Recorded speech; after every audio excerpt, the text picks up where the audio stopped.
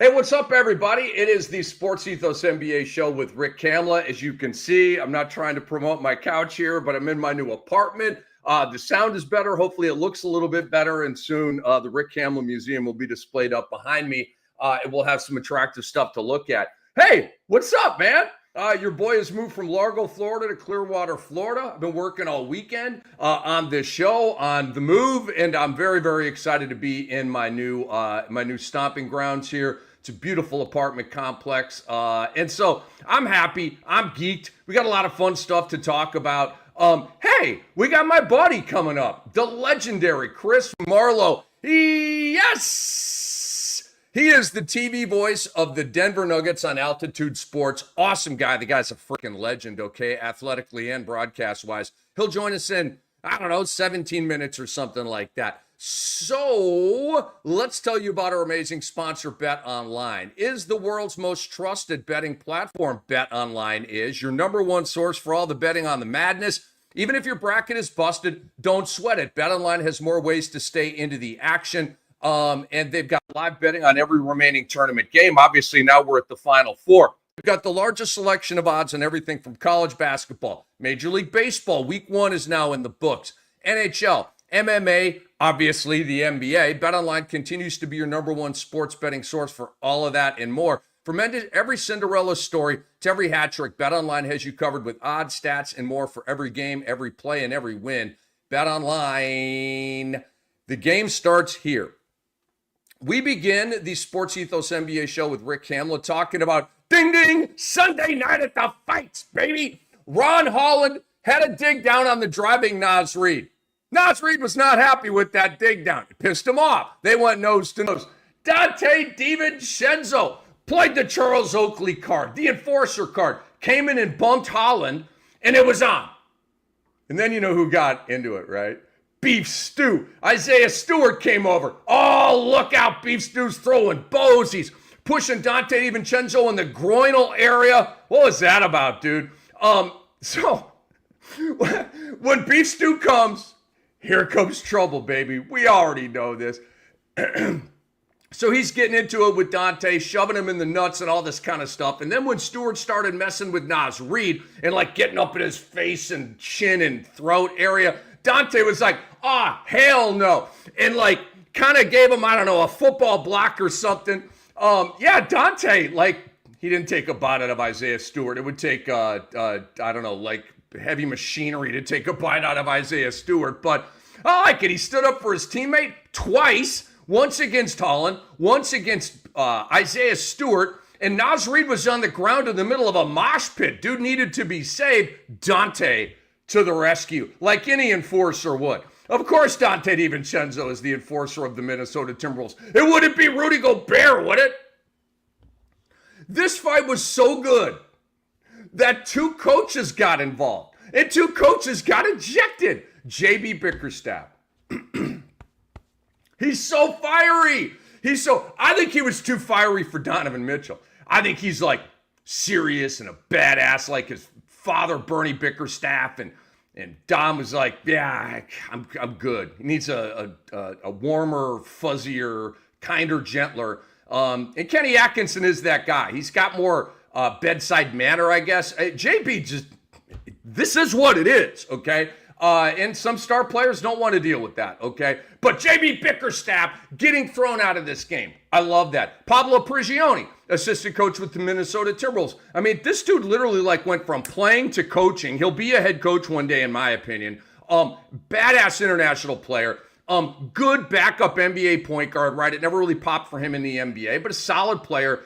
Exceptional overseas, okay? And I remember doing stuff for him in the World Cup and Olympics and stuff like that. Pablo Prigioni is a big name internationally in terms of basketball. Super fiery point guard, and he got thrown out, man. 7 ejections, 7 of them.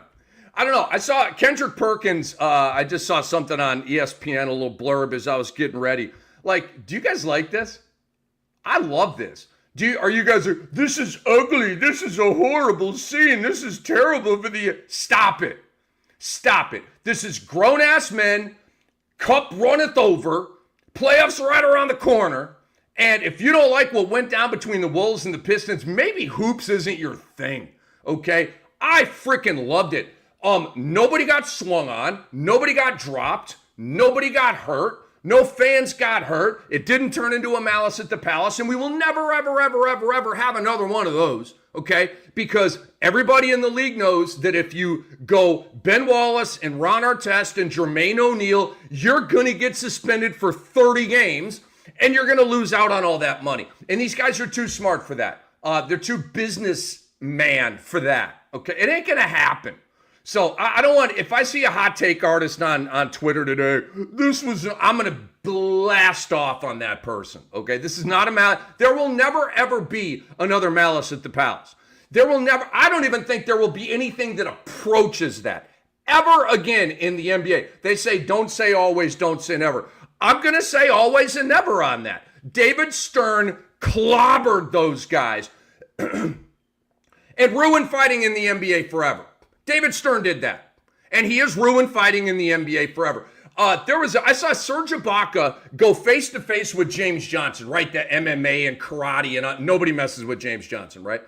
And Serge Ibaka, about as bad a dude as there was in the NBA. Like, who would want to mess with Serge Ibaka with those hands, those elbows, that huge Hulk body? Stop it. Serge Ibaka was like, it's James Johnson. Yeah, bro, I'm good. We good. Man, can I buy you a drink? You know, it was one of those things, right? If Serge Ibaka and James Johnson didn't throw hands, nobody's throwing hands, okay? They're not throwing hands. Like this. Enjoy this. It's intensity, okay? This is the good stuff. 7 ejections. Isaiah Stewart, Dante DiVincenzo, Naz Reid, Ron Holland, Marcus Sasser. I always want to say Mackie Sasser. You old baseball heads, remember Mackie Sasser, catcher for the Mets? I'm weird that way. I'm a big baseball guy. But Marcus Sasser, thrown out. He was right in the middle of the melee. J.B. Bickerstaff, Paolo Prigioni, all thrown out of the game. 7 ejections. That's what I'm talking about, baby. The playoffs must be right around the corner. There will be suspensions handed down for this one. Naz Reid, Dante DiVincenzo, Ron Holland, Marcus Sasser, and the coaches, I believe, will all get a game. I will be surprised if any of those guys get more than one game. I guess Dante might get a couple games. I'll throw that on there. Naz, Holland, Sasser, the coaches, to me, I'm pretty firm that they all get a game. Dante might get 2 because he was the third man in on the Holland Naz Reid thing, and then he's going at it with Stewart. So maybe he gets 2. I would give Dante 1 because really he was being kind of a forceful peacemaker, really. I know it's a stretch. Isaiah Stewart is a different situation. And I'm not some kind of hater or critic on Isaiah Stewart. I'm not. I like him. He's a good player, very volatile. He's a tough guy. We just got to know who he is, right? And then you've got, soft players like John Morant and stuff like that. We'll get to him and bang on him in a minute. But then you have hard asses like Udonis Haslem, Charles Oakley, Charles Barkley, and Isaiah Stewart, like Vernon Maxwell. I love his stuff on the All the Smoke podcast, by the way, with Barnes and Jackson. I love Vernon Maxwell on there. Oh, love it. Isaiah Stewart, I'm predicting right now, will get 5 games. You remember he got 2 for like running at LeBron, and remember when LeBron opened his face? He got 2 for that. There have been all kinds of subsequent meltdowns and volatile situations with Isaiah Stewart. So I think Isaiah Stewart's getting 5 games. I hope I'm wrong. I'm not trying to take money away from the young man. I mean, I don't really care. I loved it, okay? I'm just giving you a prediction right here. Between 3 and 5 games, and I'm going to be more on the 5 side because the NBA says over and over and over and over and over, we take what you've done in the past into account when we are making rulings on suspensions, and Adam Silver and Joe Dumars will put their heads together and come up with this one. The Wolves got the last laugh, winning the game 123-104. The Wolves are surging, folks. They're now 11 games over 500, 7-3 in their last 10 games. They're only 1.5 games behind the 5th place Memphis Grizzlies, okay? So they're on a rise right now. The Pistons are treading water, but it's okay. They're not taking on water without their star Cade Cunningham. They're 6-4 in their last 10 games, 5th in the East, 1.5 behind 4th place Indiana, 1.5 ahead of 6th place Milwaukee, who is in a very, very bad way without Dame. So the Pistons are going to hang in there to this 5th spot. Heck, they might get Cade Cunningham back for their next game. He's listed as day to day. But with the suspensions coming and a shortage of guys heading into Detroit's next game, maybe that propels Cade Cunningham to come back and play, and I would love that. Cade is going to try to help me win a chip in the Cam Dynasty. It's Fantasy Basketball League, and Cade is one of my best players. Cade will soon be the most improved player of the year. And check out this stat. ESPN put this out, I don't know, a few days back. The Pistons are the first team in NBA history to triple their win total from the previous season. I'm going to say that again, okay? This is not one of the, this is the only, okay? The Pistons are the first team in NBA history to triple their win total from the previous year. That's mind-bogglingly impressive. They won 14 games last year. They're at 42 right now and counting. That's a Cade Cunningham stat right there, and a J.B. Bickerstaff stat. Is Kevin Durant done for the year? Well, we know the Suns are already done. Kevin Durant was helped to the locker room at 6:57 left in the third quarter last night against Houston, suffered a left ankle sprain in a collision with Jabari Smith. And so Kevin Durant, according to Mike Budenholzer, will undergo an MRI today. I already had to cut Kevin in one of my fantasy basketball leagues. Love him, hate to do it. He helped me get to the championship round, but I don't think Kevin Durant is going to play this week, and I really don't think that he's going to play again for the Phoenix Suns. Okay, I mean, when a guy, first of all, he's injury prone. Second of all, he's 36. Third of all, he's had a lot of ankle injuries. But fourth of all, when you see MRI, that equals a series of DNPs. Could be a month, could be a week, could be two, but it's going to be a series of DNPs following an MRI. A guy doesn't get an MRI following a turned ankle and come back to play 2 or 3 days later. That never happens, okay? Because what would happen is they check him after the game, x-rays negative, things look good and they list him as day-to-day. No. When you are undergoing MRIs, that means they're planning for a week-to-week absence, not a day-to-day absence. So that's what's going on right here. The Suns are finished, cooked. They're 1.5 games behind 10th place Sacramento. Bye! They are 2 games behind 9th place Dallas, who's got all kinds of momentum going right now. And guys, woo! The Suns lost to the Rockets 148-109 last night. What was my first thought about that? We may get a Shams bomb on Monday saying that Coach Bud has been relieved of his coaching duties down there in Phoenix by owner Matt Ishbia. Andre Lemouche, our great producer. Have we gotten that Shams bomb since I've been on the air here for 15 minutes and not surfing the internet trying to get the goodies for the people? Has Coach Bud been fired? Please let me know. I don't want Coach Bud to get fired. I like Coach Bud as a guy. I think he's a terrific coach, okay? But just calling it like I see it. I mean, I like Coach Bud. Interviewed him a whole lot in Atlanta when I was on the home of the Hawks. He's a great guy, but it is what it is. And if it doesn't happen today, Coach Bud's probably got 2 weeks left on that job. Kevin Durant has had another All-NBA type of season, but he will not qualify because he is at 62 games right now. Barring some kind of like miracle recovery, right? I don't think Kevin Durant's playing again in this regular season. That is my educated speculation. Kevin Durant this year, 26, 6, and 4, 1.2 blocks, 0.8 steals, shooting splits of 53, 43, 84. Pretty damn good for a 36-year-old cat, all right? But Durant has likely played his last game as a Sun. League sources say that Durant and Rich Kleiman, his agent, will be consulted on any trade discussions involving him this summer, which means he has leverage. He doesn't have a no trade clause like Bradley Beal, but this is a de facto no trade clause. If they want to trade him to Utah, Kevin Durant's going to be like, try again. Yeah.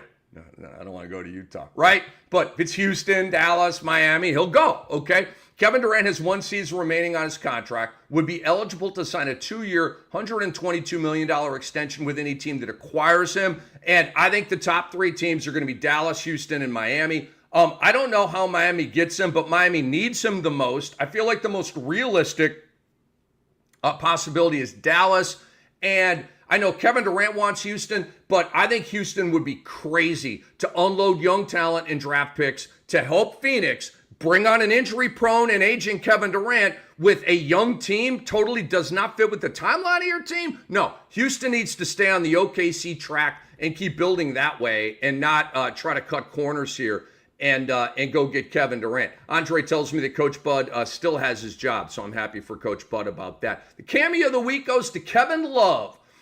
Dan Patrick said about Cooper Flag, and he referenced Kevin Love. This is Dan Patrick talking, okay, from the DP show. If you said his career was going to be Kevin Love's, would that be a disappointment?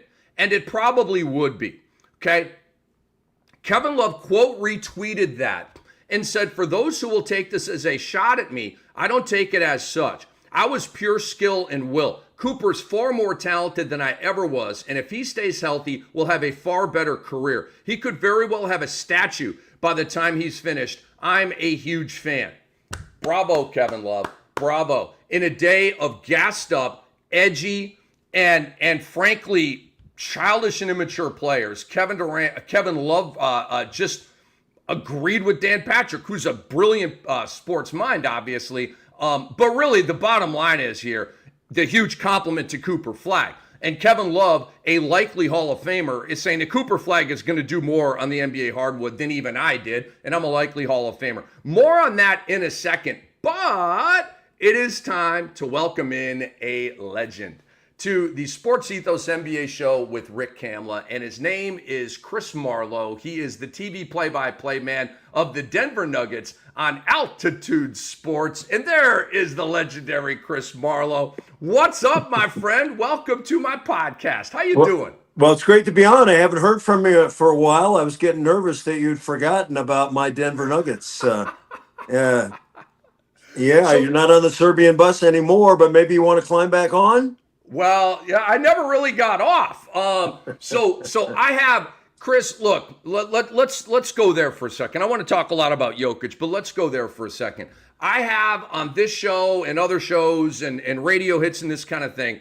A big question and talking point for me is who is number 2 in the West? Okay, I mean Oklahoma City has 62 wins, right? Like, come on, they're the best team in the NBA. So who's the second best team in the West? You hear Lakers, all this kind of stuff. To me, clearly, Chris, it's Denver. Talk to me about that and sort of the hierarchy in the West right now and how your Nuggets stand. Well, Nuggets are third at the moment. It's been an up and down season, but there's still optimism here in Denver that the Nuggets can get their act together and make a legitimate run. Houston's second right now. We play them on the last game of the season, the last day of the season. So we just have to be within striking distance, and we can get that second seed if we play well. They're good, and all the teams in the West are good. There are no patsies anymore except the real bottom feeders. So it's going to be interesting. I think last season the Nuggets went all out to get the number 1 seed. And they actually tied Oklahoma City for wins, 57, but Oklahoma City had the tiebreaker. This time around, I think Michael Malone has chosen a different path. He's going to rest some of his guys. Some of the guys are banged up a little bit. Jokic just got off 10 days where he was out with an elbow and an ankle. Murray's had some sporadic rest, same with Gordon. And I think it's more important for the Nuggets to be healthy and rested. If they're healthy and rested, they can beat anybody in the West. And they've proven that because they've beaten OKC twice, the 2 of the 4. So I don't think anything's out of the realm of possibility. And I just think it's a matter of being right at the right time. Chris, right now I've got your Denver Nuggets in the Western Conference Finals against Oklahoma City. I think they're going to navigate, the first 2 rounds. And then, like you said, I mean, then it's going to be championship DNA over here versus an unbelievable team, but a team that hadn't even been to the finals yet. And I don't have to tell you how much experience it's a weighty, substantial factor in the playoffs. All right, let's get to Jokic here. It's Chris Marlowe, TV play-by-play with the Nugs on Altitude Sports. Your boy, Nikola Jokic. I love the Serbian bus thing. Chris Marlowe tweeting, I don't know, years back about the Serbian bus as Jokic was ascending towards his MVP status and all this. Chris, what is up with that running 1-footer flick with the right hand. Yeah. You tell me the footage on that. Was that a 60-footer, a 70-footer? Like, what's up with that shot, dude? Well, let's set the background. Nikola Jokic is one of the only players in the league that will take the heave. The heave, I think, is Yes. described as Yes. beyond half court. Yes. Jokic has taken 20 of those this year. What? Second in the league is 10. He's made Wow. two. That's the most heaves. He doesn't mind doing it. He has his contract. He's not worried about percentages, although every time he takes a heave and misses, his percentage goes down. So I'll give you an example. He's shooting 41% from three this year, which is fabulous. It's a career high.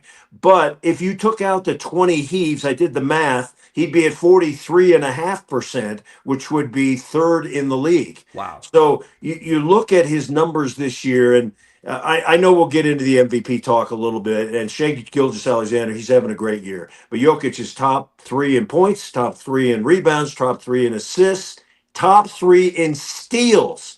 Remember when they said he couldn't play defense at all? He's second in the league in steals. You can look it up on NBA.com right now. He's been incredible. He's got the big Serbian suction cups. He can deflect. He can steal. He starts the fast break. He's a great defensive rebounder. So he's having his best season. And it's kind of a tribute to Shai Gilgeous-Alexander. And most people think that he's the front runner for the MVP, that Jokic can have a much better season than he's ever had. One of the most historic seasons in the history of the NBA. Nobody's ever done that. Top three in this, that.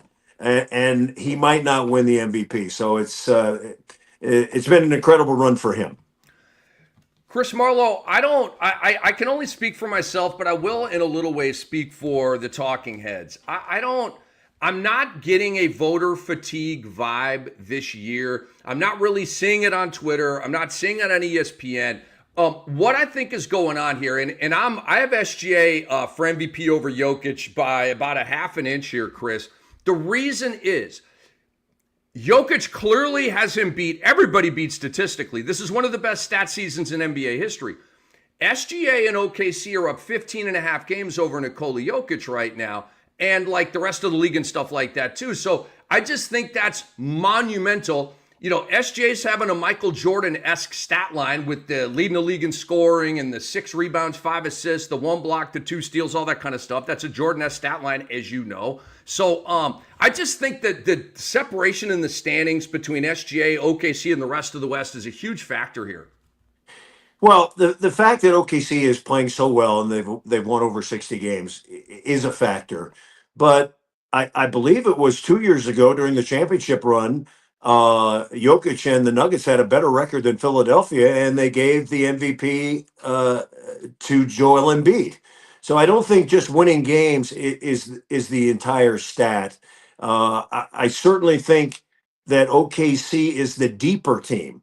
I give you that right now, hands up. They've got the most good players of any team in the league, and during the regular season, that really pays off. Now, during the postseason, when Jokic is playing 42 minutes and Murray and Gordon and Porter, all those guys ramp up and the benches are not quite as important, I think the Nuggets will make a major step. The other thing I think about OKC, if the Nuggets were to play them, I don't envision that Shai Gilgeous-Alexander gets all the favorable calls he does on offense during the postseason. We saw it happen with James Harden. You know, he's averaging 10 or 11 free throws a game during the regular season, and then during the postseason, it goes down to 6. It's not saying Shai's not a great player, but there are a lot of foul calls, bump fouls, marginal contact fouls that are called during the postseason that are not in the regular season. They're not called during the postseason. So I think it's going to be a fascinating time. I think Jokic and the Nuggets have a great chance, but so does everybody else, it seems.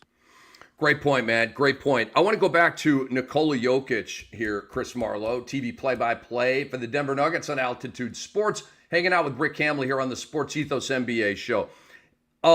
Is Nikola Jokic, and look, this is a hard question. If you hate it, we can move on. Is Nikola Jokic the most skilled center of all time?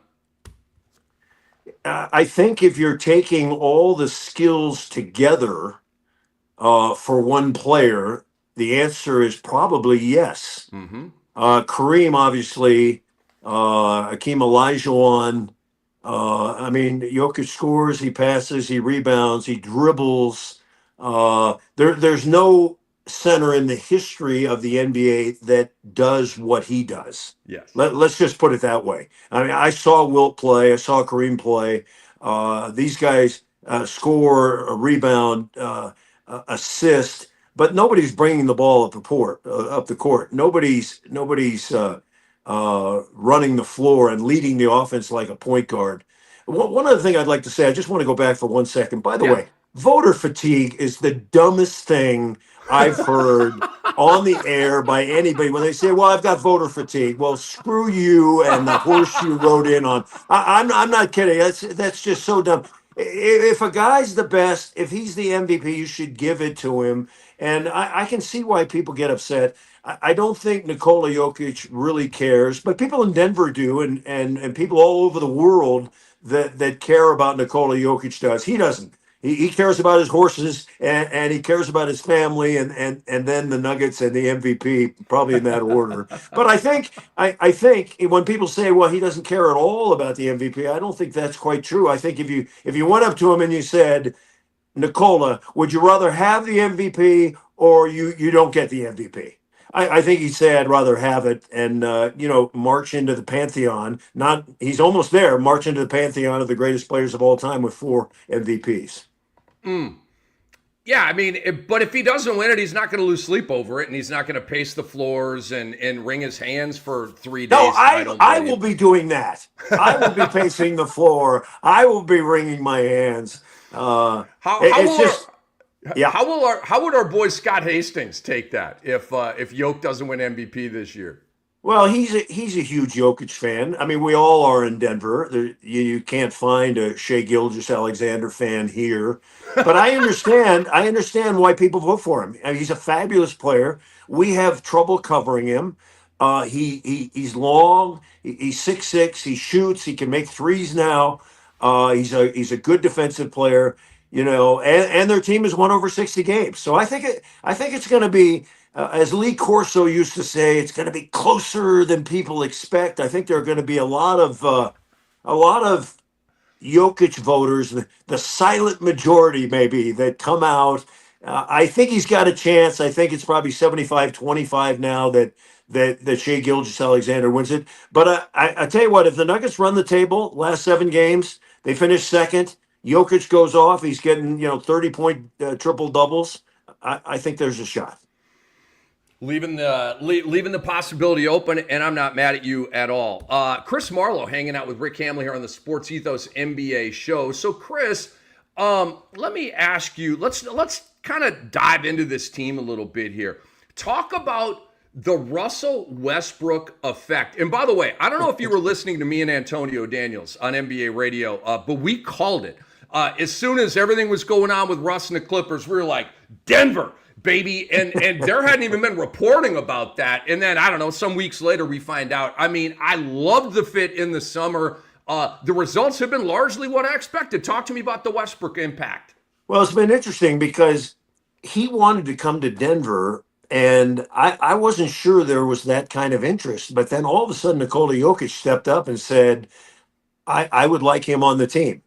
And when Jokic speaks, people listen. And this was interesting because they had gotten into it in a number of games in the past, and you didn't really feel like they were buddies. But I think Nikola just recognized what Westbrook could bring to the team. He can bring an attitude, he can bring energy, he can bring fire, he can bring experience. And when Westbrook is at his best, which he has been most of the year, he is really a big help. I mean, the Nuggets don't really have that alpha dog, screamer, get in your face, fly around the court type of player. We've got a pretty cool group. Well, maybe the exception of Murray. Murray gets that way some of the time, but Westbrook, I would say the first, maybe third, maybe half of the season, he was terrific. Then he went through a little bit of slump, and now he's playing better again. And I think for Westbrook in his 17th year, you just have to get him to do what he does best: drive to the basket, rebound, hustle, play defense, fly around. If you've got him standing in the corner like the Lakers and the Clippers did, and shooting threes, it doesn't work. It doesn't work. And so teams now are backing off him. They're kind of daring him to shoot. But I think with Jokic back in the lineup after missing the 5 games, last game was good. He had 15 points, I think, and five assists and some rebounds. If you get Westbrook getting 6 assists and 1 turnover and scoring 12 to 15 points, you've got a keeper there. So he's been a really big key for the Nuggets. He'll probably come off the bench during the playoffs. And I think that's another thing too, Rick. You like to dive deep. The Nuggets all season have been trying to figure out who's on the bench and who's going to play. The starting 5 is terrific, one of the best in the league. But now I think they've kind of settled on Russ coming in as the backup point guard or auxiliary point guard. They've got Peyton Watson, the youngster from UCLA, is playing great. I think he's had double figures in 6 straight games. He just had a career high 24. And they've resurrected DeAndre Jordan as the backup center, and he's just coming off 2 double-doubles and playing great, playing really well.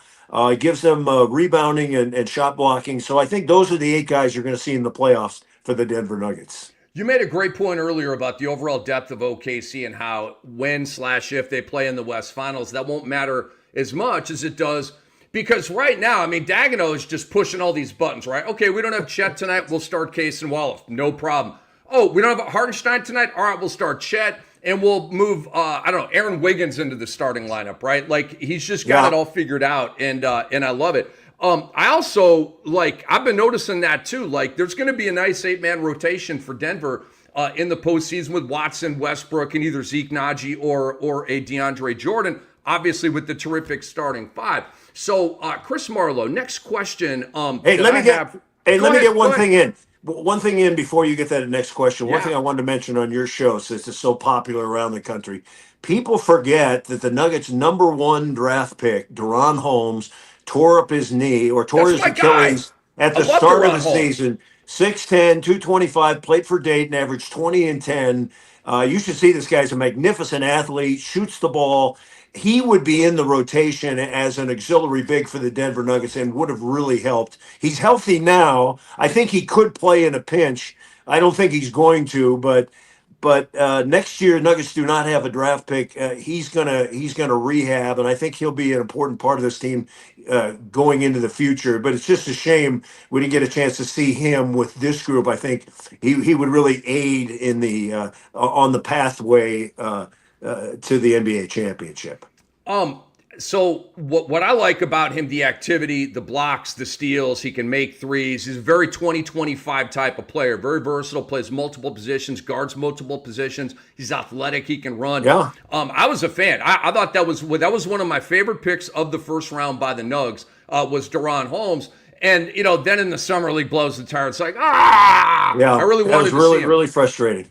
Really frustrating, man. And what it does, it throws that fear into all these teams about they already don't want to play their big-time players in the summer league, and, we're all kind of starving for basketball. So it's going to lead even more of the, Cooper Flagg's going to play 1 quarter on that Friday night of the Las Vegas Summer League, and they're going to get him out of the fight, whatever team he's on at that point.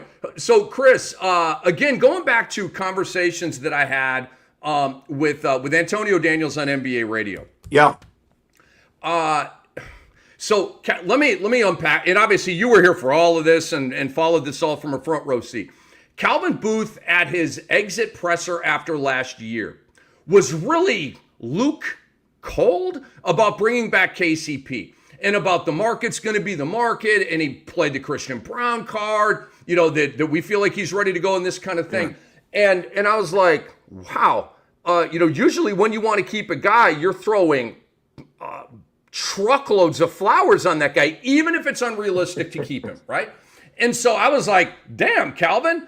And so the writing was on the wall. KCP's gone. Christian Brown's going to be the new 2. And then Michael Malone says, whoa. It might be Strother. We got to see how this whole thing plays out. Bottom line, Calvin Booth gets a win here, Chris, because Christian Brown has been, frankly, one of the most improved players in the league. KCP's a stud, and you may tell me that in some ways your team is still missing him, and I'm a big KCP fan, But when I watch the Nugs, I'm not like, yo, man, KCP would have done a Christian Brown's been that freaking good.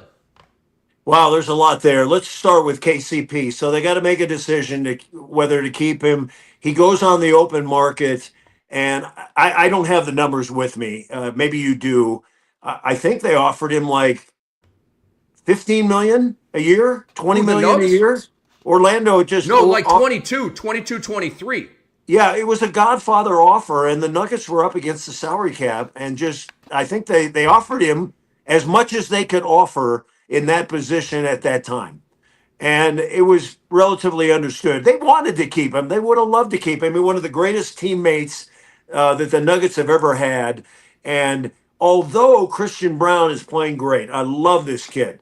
And I think he's right there in the top three of most improved. What he doesn't quite have yet is the grit and the gnarl and the feistiness of KCP when we play smaller guards, when we play Jaw, when we play Steph Curry, the little skitterbugs that can really go. And Christian Brown's 6'7", put together like a young Marlowe. I mean, he's built. He's ready for a gold medal if he wants to. But getting through screens and fighting and that kind of play we miss from KCP, and I think that's one of the reasons why the defense has slipped. I think the defense was at eighth last year or somewhere, wherever it was. It's not as good as it's been the last 2 years, and I think missing KCP is that.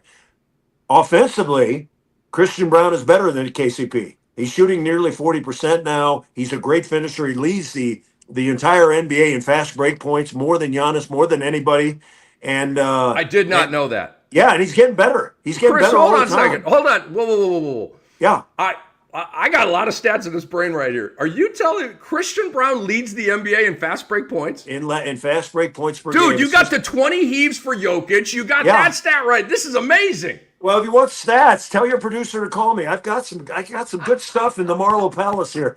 5.5. I think Giannis is like 5 a game, and a lot of that is the relationship between Jokic and Christian Brown. I call them Big Buddy and Little Buddy. They have taken to each other, like Groucho and Harpo, to go way back. I mean, they Magic and Worthy. They just have a symbiosis where Jokic gets the ball. Brown knows if he cuts, if he runs, he's going to get the ball, and he's out. Here's another good stat for you. Nuggets last in fast break points last year. You know what they are this season? They're first. They're first. And a lot of that's Christian Brown, but a lot of that's Russell Westbrook getting out on the break and running too. So the Nuggets, in some ways, they're better than they were the last couple of years offensively, 3-point shooting, all that kind of stuff. But the defense has really held them back. And if they can figure that out and get on the same page and maybe crank up the intensity, they've got a shot. Chris, one more for you and we'll let you go. This is absolutely fabulous. And Chris was a elite world-class athlete back in his day too. And right now he's a world-class elite announcer with Altitude Sports for the Nugs. I'm a huge Michael Malone fan. I worked with him briefly on NBA TV. I think he had a layover on his way to another job. I forget. Nicest guy in the world. Super excited to meet everybody from the stage manager, camera operator, producers, the host, whoever, nice as can be. And, but he's a dog, okay? Super competitive. If you... If you want somebody to lie to you to give you the answer that you want, then don't even talk to Michael Malone, okay? Because he is going to tell it exactly how it is. What is his secret sauce, Chris Marlowe? Well, I would say two things with Michael Malone. Don't call him Mike, and you better sprint back on defense or you're getting your ass handed to you because he can run really hot. I think the players respect him. He's knowledgeable. He prepares for every game like it's Armageddon. He never lets one slip through the cracks. He had a great line the other night. So they were asking him about, well, what is it like to play Milwaukee? And Giannis is out. He goes, well, I worry when Giannis is there, but I worry more when Giannis is not there because the Nuggets have had trouble with teams that are missing 3, 4, 5 guys, or they don't bring their entire complement. So I think Malone gets a little bit of criticism, but I think he's a fantastic coach. He's fourth in tenure now. He keeps piling up the wins, and you there are expectations now in Denver. There weren't so many before they won the title in 2023, but now there are. So it's every year. What have you done for me lately? We didn't win last year. A massive meltdown in the Western Conference semifinals against Minnesota, and that's what's going to be so interesting tomorrow night, Rick. When Minnesota comes to town, I hope those guys aren't suspended for the fight. I'd like to play them at full strength. They've had our number. They've beaten the Nuggets 5 straight times, and I'd like to see the Nuggets play them one time before the playoffs and set the record straight. I am anticipating suspensions for Dante DiVincenzo and Naz Reid. So I'm not sure that you're going to get what you want with that, but we certainly got what we wanted right here. Anybody criticizing Michael Malone, put something else in your pipe and smoke it, please, because that ain't it. This guy to me is pretty feckless, great dude and a hell of a coach. Chris, can't thank you enough, man. This has been so fun catching up with you. Hopefully we can do it again during the playoffs if we catch you at just the right time. You guys call me anytime. I'm always available. Appreciate you, Chris. You be well, all right? Thank you. My guy, the legendary Chris Marlowe. He said like Marlowe back in the day, citing himself. Guys, elite volleyball player, Olympian, the whole thing, like total badass. Huge fan. And now Katie Winch's on the broadcast and she's amazing. But coming up, it was Marlowe, it was Hastings every night on League Pass. And shout out to Scott Hastings. I love that dude. Very, very cool dude. All right. Let's get back to Kevin Love here quickly. I got a little bit more to say about K Love, who won the Cammy of the Week, for being classy about what Dan Patrick said, not throwing Love under the bus, just making a comparison, Kevin Love to Cooper Flagg.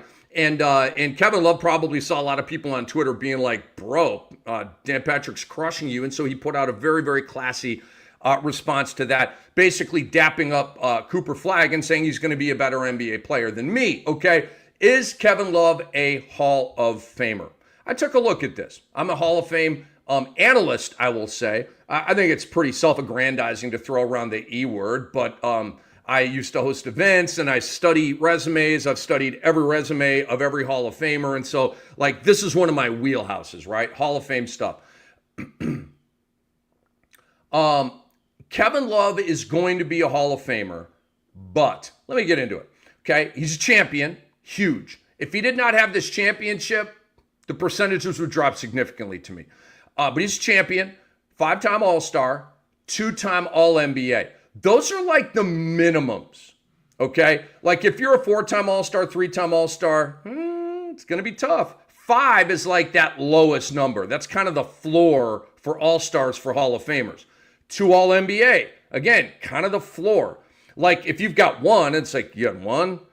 2 is like, really? 2? You didn't win more? You did All-NBA? 2? Really? So 5 and 2 are like the floor, okay? So that's not looking great for him. He's got a rebound championship, okay. He won most improved player, okay. His points are at 15,400, okay. I mean, you're not even in the 17,000s. I mean, we're not even approaching 20K here. That's a problem for me. He's not at 10,000 rebounds. Guys, he's at 94, 97, 50th all time. Good number. Not great, though. In the NFL, it's the 30,000 passing yard club, or at least it used to be. With running backs, and it still is the 10,000 rushing yard club, right? It's a big deal. For pitchers, you get 3,000 strikeouts, you win your 300th game. There's like these groups that you get immortalized with, right? And the guys with 10,000 or more rebounds are those guys. Kevin Love is falling short of that. On basketballreference.com, probably my favorite website. I'm a nerd that way. Kevin Love's Hall of Fame probability is 73.5. I think that's a little high. I think it's a little high. I'd have him more in like the 55 to 60 range. Like, Yep, you're probably going to go, but the resume has some holes in it, okay? And look, I love Kevin Love. I'm just analyzing the Hall of Fame resume, and I do think he will get in the Hall of Fame. However, it's not a slam dunk, and I believe he's going to have to wait a little while. I don't believe Kevin Love will be a first ballot Hall of Famer, probably won't even be a second ballot Hall of Famer. If there's a weak class, relatively speaking, then maybe he makes it a little bit earlier or something like that. But I'm a huge Kevin Love fan. Interviewed him a whole bunch back in the day, especially when he was with the Timberwolves. And I was a fan of the Wolves back then. And so, I don't know. He's a cool dude, man. And I'm here for Kevin Love. I'm here for him being a classy guy. I'm here for him being a Hall of Famer. But I got it. Like I said, I don't play fanboy. I'm an analyst. So there it is on Kevin Love. He'll make the Hall of Fame, but I don't believe it'll be first ballot. And, damn, if Chris Webber had to wait, 8 years? 5 years? 7 years? Andre, help me out. Keep me honest. How long did Chris Webber have to wait? Okay? And we know that was some garbage with allegedly taking money from boosters back in the Michigan days, blah, blah, blah. I'll just move on. It's the biggest bunch of garbage ever. So speaking of Cooper Flagg, is Duke going to win it all? All 4 number 1 seeds made the NCAA tournament's Final Four on the men's side, okay?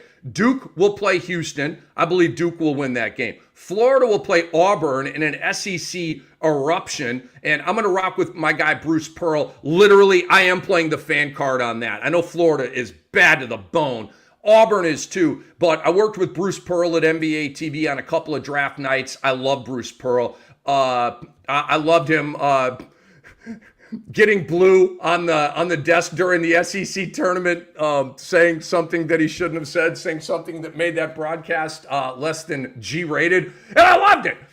Let's go out there. Let's talk like men, okay, for a minute, even on live TV. Bruce Pearl's my guy. Awesome personality, awesome dude. So I'm going to rock with Auburn there, and then I got Duke beating Auburn next Monday night for the Natty. I got Cooper Flagg going Carmelo Anthony on this piece, going Anthony Davis on this piece, and winning a chip in his one-and-done season. All right, it is time for Rick's Rant. Buckle up, folks. This is going to take a minute. I actually need a drink of water before I get into this. You're like, what's it going to be, Cam? The Grizzlies whacking Taylor Jenkins? What the F else? There could be nothing else in Rick's Rant this week than Friday's ruthless and stupid whacking of Taylor Jenkins and all of the subsequent reporting that came out over the weekend. March 28th, last Friday, breaking. The Grizzlies have parted ways with head coach Taylor Jenkins, the team announced. Me and Hall of Famer Steve Alexander were on the air at the time with the Fantasy NBA Today, and we were like, we talked about it for a good half hour on a fantasy show. Maybe it wasn't a half hour. So that took me to the Twilight Zone. And then, the smoke cleared, and you know who appeared before me? Ja Morant.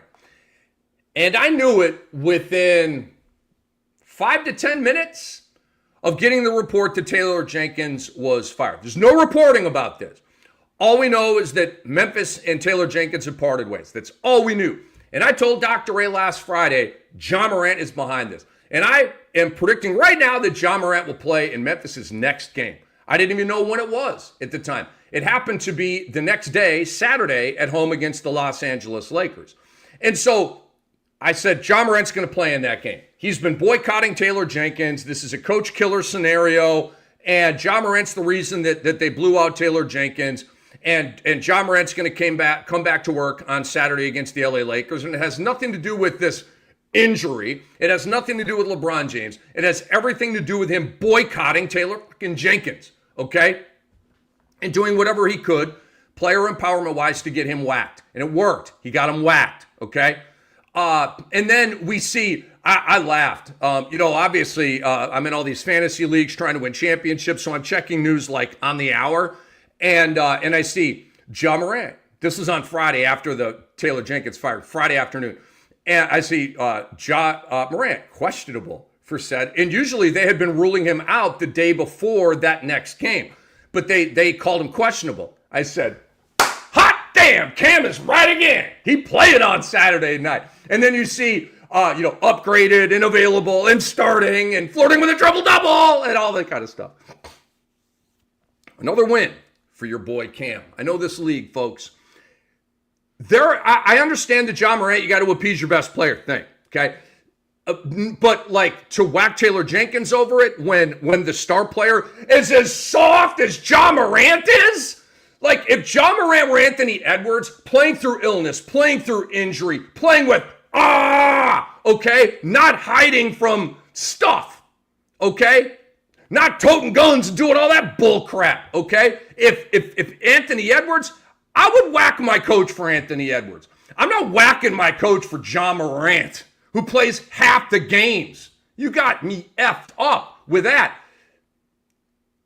So to do what Ja Morant wanted you to do, with 9 games left in the season, at 44-29, and a terrific freaking coach, by the way. It's so stupid. Grizzlies fans, I don't hate your team. That's an Antonio Daniels phrase, and I'll invoke it here. I got to copyright him on that. I don't hate your team. I don't hate your city. I don't even hate Ja Morant. He just bothers me, okay? But I can't get behind this team right now. When the Grizzlies lose, I'll have a little smirk, okay? And it's a Ja Morant thing. I don't want Ja Morant to win now. He whacked Taylor Jenkins. I think that's bull crap. I think it's selfish. I think it's dumb. I think it's immature. Oh, immature. Ja Morant. Funny. That falls right on brand for him. So I don't hate your team, but I got to root against your team right now. And I got to root against Ja Morant. And it's funny because I have a ton of Ja Morant shares in my fantasy basketball leagues. And again, trying to win chips, right? And Ja Morant getting Taylor Jenkins fired and then coming back to play on Saturday actually helped me win. Let me see if it helped me win a chip. I know it helped me get to the championship round in one of my leagues. I'll look up, I won a chip in a money league, Jordan Crying 2.0. 5-4, it was by like 3 points and 2 threes. It was as close as it gets. Do I have Ja Morant on that team? I do. Ja Morant helped me win a championship, okay? So there's that side of it. Ja Morant getting Taylor Jenkins, Ja Morant ending his boycott, coming back to play on Saturday and flirting with the triple-double against the Lakers helped me win a fantasy basketball championship and, I don't know, $200 or $300, whatever the first place prize is for this league. It was a $25 entry, okay? But I'm still pissed it helped me, but I'm still pissed that Ja Morant did this. Guys, the Grizzlies, this was going into Saturday, okay? The Grizzlies were 15-14, and these stats still hold up, okay? 15-14 in 29 DNPs for Ja Morant. He's missed 29 games. For the love of God. Memphis started 13-7 without Ja Morant. Sounds familiar, right? Remember the year they went 20-5 without Ja. But they went 2-7 in their last 9 games without Ja Morant. But of course, it's Taylor Jenkins' fault that his star player turned on him, and his star player happens to be one of the softest players in NBA history. Pfft, of course. So let me get into some of the reporting here over the weekend. This was from The Athletic, Amick Varden Katz. Ja Morant complained about Taylor Jenkins' new offensive scheme. Bam! Told you! Quote, some days he looks like he's ready to play. Some days he looks like he doesn't want to be there because he hates the offense. Another win for your boy Cam. Coach loses star player. Coach loses his job. Wash, rinse, repeat. Guys, players and their families don't like it when they are referred to as coach killers. They don't like it. I put out a tweet about Trae Young having his hand on the steering wheel of Lloyd Pierce and Nate McMillan losing their jobs back when when Nate McMillan got blown out. And Trae Young's dad tried to light me up on Twitter about it. Not a fan of what I said. I just kept it moving. I don't care. It's my opinion, bro. You don't like it? Put that in your pipe and smoke it, as Michael Malone would say. I'm not paid to please you. I'm paid for my opinions. And was I wrong? No, I was not. The players never want any of the blame. They're always the victim. And that narrative obviously is shared by their family members and their close friends who will always have their back. And I totally understand that. I'm not mad about that. But I got to do what I got to do over here. Ja Morant is a coach killer. There, I said it. That's all there is to it. He got Taylor Jenkins whacked, and that is what happened. We don't need a 4,000-word article from Shams Charania on this. It's what happened. The fact that Ja Morant missed 2 weeks, then came back for the first game, as I told you, without Taylor Jenkins, tells you all you need to know. That was not a coincidence. Ja Morant was staging a boycott against Taylor Jenkins, and it worked. Here is another telltale sign that Ja Morant got Taylor Jenkins whacked. Telltale sign. This is out of the GM 101 book. This isn't even the advanced level GM stuff. This is GMing 101 in the NBA. General Manager and Executive Vice President of Basketball Operations, Zach Kleiman, who I love as a talent evaluator. I'm not crazy about him in this moment right now. I'll probably eventually get over it. He took sole responsibility for the surprising firing of Coach Taylor Jenkins on Friday. Quote, I came to the conclusion that this is the best interest of the team, and urgency is a core principle of ours. So lame. So I decided to go on with the move. Kleiman said he did not speak to anyone on the roster before letting Jenkins go. That is a lie. He said, quote, the players were not consulted on this decision. This decision is mine and only mine. That is one of the biggest lies ever said in NBA history. Ever. Okay? Another Antonio Danielsism. He says, coaches, GMs, players, coaches have the license to lie. When they don't want to tell you the truth, they lie. A lot of them do. Okay? It's kind of part of their job. But then it's part of our job to read between the lines and to read between the lies. Okay? And this is a lie. Every star player is consulted on every big decision by the franchise. No exceptions. Okay? Possibly the LeBron James-Luka thing, although I still don't necessarily believe that LeBron James didn't know anything about that. I also definitely don't believe LeBron. Remember when LeBron James said, man, I didn't have anything to do with JJ Redick getting hired? Bull crap. The hell you did. We all know you did. Come on. Like you did a podcast. Come in. Give me a break. Stop it. Stop the lies. Stop the madness. For Zach Kleiman is trying to cover up Ja Morant as a coach killer. He's trying to clean up his reputation. He's trying to get some gullible media people, not me, gullible media people, to buy this bull crap and say, what do you mean? Ja Morant didn't get him whacked. Zach Kleiman said it was his decision. It's a lie. It's a lie. Ja Morant and Zach Kleiman definitely talked about Taylor Jenkins getting whacked. I will die on that hill. I bet everything I own that he talked to Ja Morant about getting Taylor Jenkins whacked. There's no doubt in my mind. It's bullcrap, it's lies, it's deceit, and it's corruption. It's the NBA at its finest. Another report. One NBA source believes the Grizzlies pushed Ja Morant to play versus OKC on March 5th when he wasn't physically ready. Again, bull crap. Ja Morant is the Joel Embiid of point guards in terms of missing games.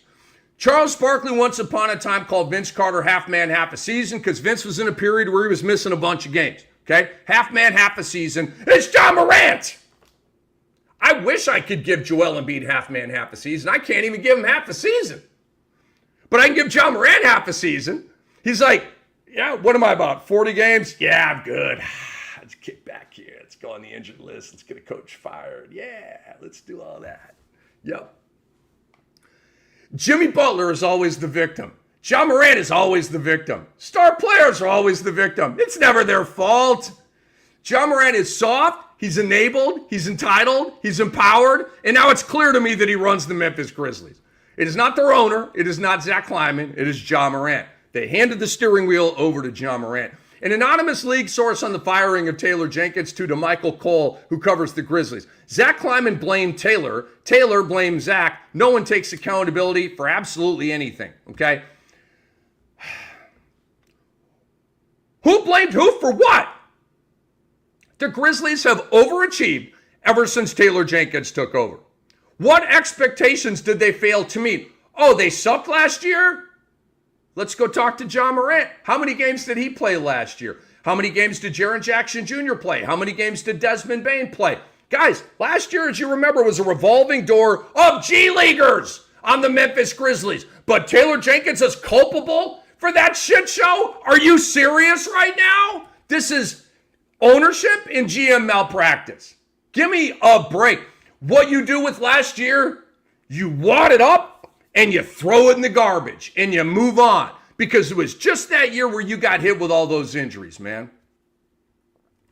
Taylor Jenkins has proven that he can do more with less. He does it every year because of Ja Morant, half man, half a season. The Grizzlies are absolutely screwed now that the pillowy soft Ja Morant is at the helm. He is going to run their ship aground. We're talking about splinters on a rocky coastline. What we're talking about here is stepbrothers.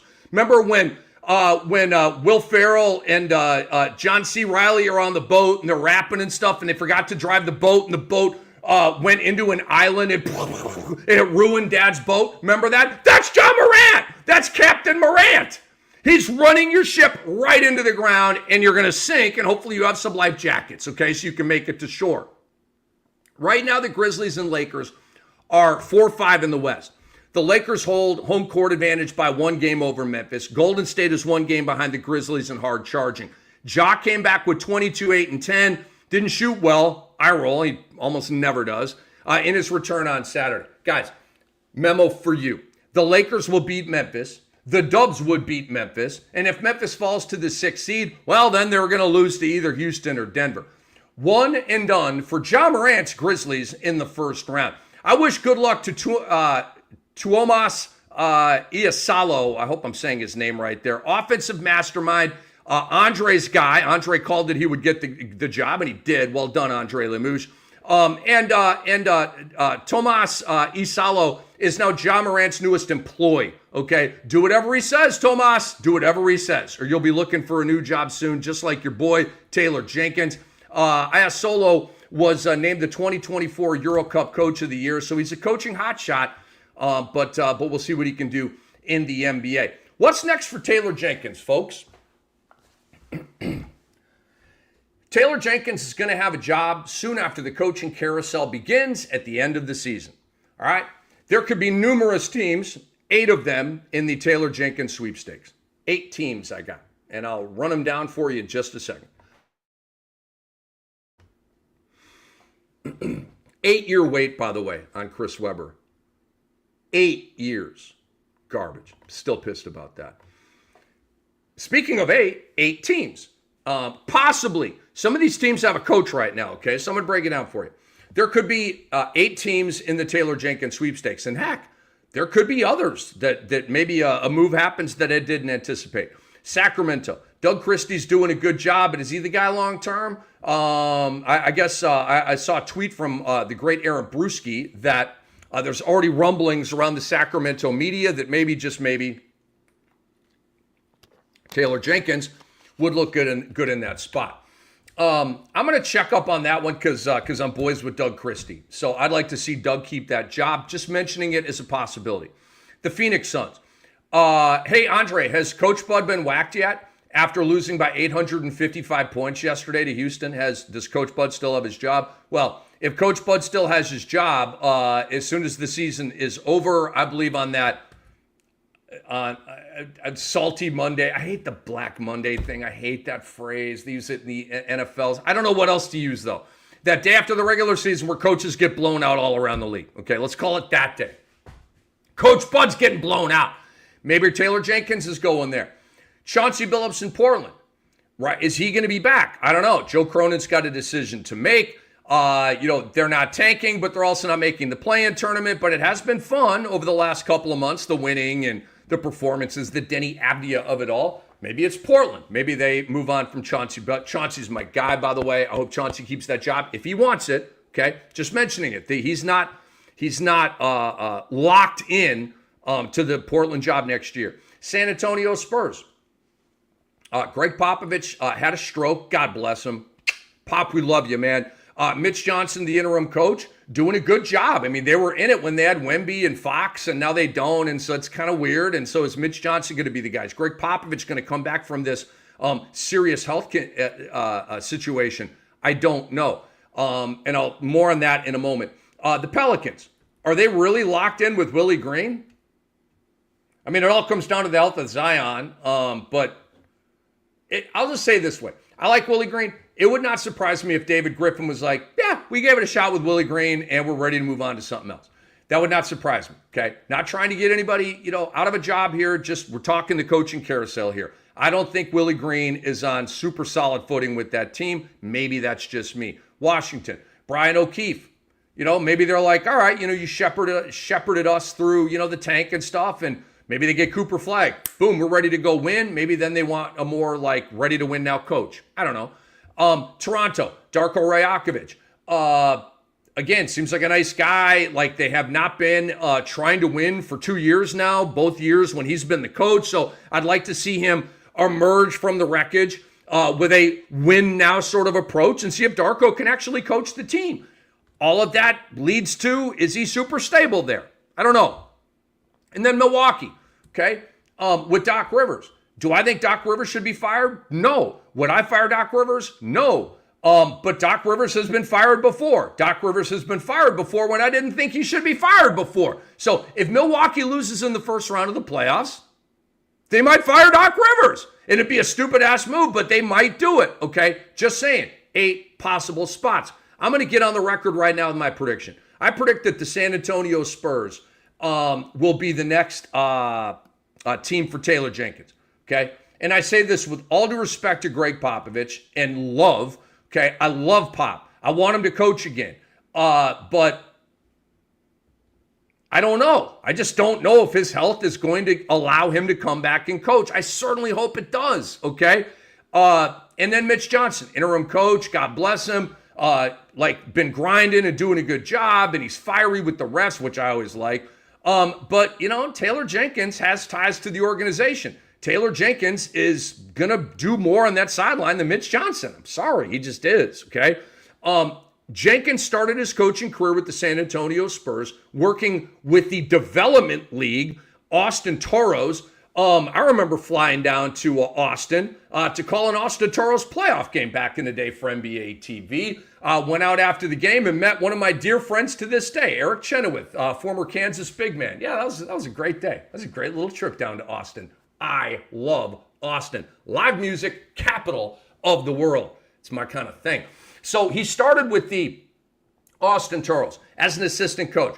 Got promoted to head coach of the Austin Toros for the 12-13 season. First year, they went 27-23, got a first-round playoff victory, and then went from that to the head coach of the Memphis Grizzlies, okay, where he's been since he got whacked by John Morant last Friday. So just saying, okay, he could go a lot of places. He's not going to be unemployed for long, and I'm calling my shot right now, which I'm want to do. Okay, I don't just like giving you options. I like giving you something to take and run with. Okay, Cam thinks Taylor Jenkins is going to be the next coach of the San Antonio Spurs. Okay, it's just speculation. I'm not ready to die on that hill. I'm not ready to put money on it. It's just where I'm at right now. Okay, the award watch.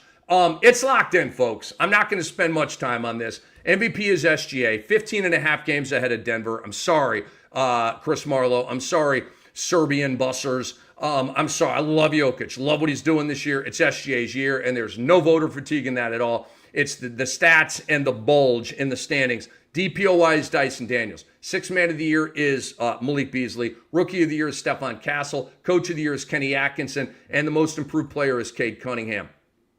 I got some Cam goodies here and a shout out before we get out of here.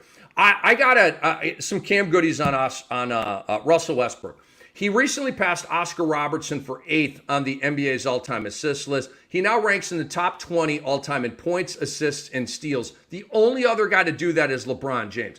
I've said this once, I'll say it again. Russell Westbrook with LeBron, with Jokic, with Wilt Chamberlain are the Mount Rushmore stat guys in league history. What's your list look like? I'm talking stat guys, not championships, not all-stars, not all NBAs. Stats. Points, rebounds, assists, blocks, steals, threes, field goal percentage. Stats. Wilt is number one. He's the captain of that team. LeBron is number 2. And then you have the all-time leader in triple-doubles in Russell Westbrook, and a guy, Nikola Jokic, who eventually one day will pass Russell Westbrook for the most triple-doubles in the history of the league. That's your Mount Rushmore of stat guys. And then a shout-out before we get out here, guys, to the Cleveland Cavaliers. They won their 60th game yesterday. This is a big deal. Okay, I don't know if it's champagne in the locker room, but it's a big deal. You win 60 games. They beat the Clippers yesterday, 127-122. 60 wins for only the 3rd time in franchise history, and it's the first time they've done it without LeBron James. So this group is amazing. They're 60-15. OKC is 62-12. I believe that they're on a collision course for the NBA Finals. Cleveland's going to have to get by Boston, and but you know what? I think Cleveland is set up to do that, because they get 3s from Mobley, 3s from Strus, or Hunter, or Jerome, or whoever's in there, 3s from Mitchell, 3s from Garland. They don't get 3s from Allen. And Boston's getting 3s from 5 guys, okay? So that, you got to overcome that. And Boston's style of getting up 53s, and they get you to, but Cleveland's like, okay, like we have good 3-point shooters too. We can match fire with that. So I think it's Cleveland's time. I think they're ready to beat Boston this year. And we are out. Couple of reminders, guys, before we say goodbye here. We want you to go to SportsEthos.com and subscribe to our work over there. Hit up your favorite app store and download the Sports Ethos app. It's amazing. It'll help you win in fantasy sports, NBA, MLB, and NFL. Please subscribe to the Sports Ethos NBA show with Rick Kamla podcast feed. Please subscribe to our YouTube channel, and we would really appreciate all of that. I will see you guys later on today live with Aaron Brewski on the Fantasy NBA Today in, I don't know, a half hour or so. And next Monday, we'll be back up 11 a.m. Eastern time with the Sports Ethos NBA show with Rick Kamla. So shout out to my great buddy and producer and algorithm, Andre Lemouche, and great call on the Memphis coach situation. And all of you for watching. Big thanks to Chris Marlowe for joining the show. I'm Rick Kamla. We'll see you next time. This episode's been brought to you by Bet Online.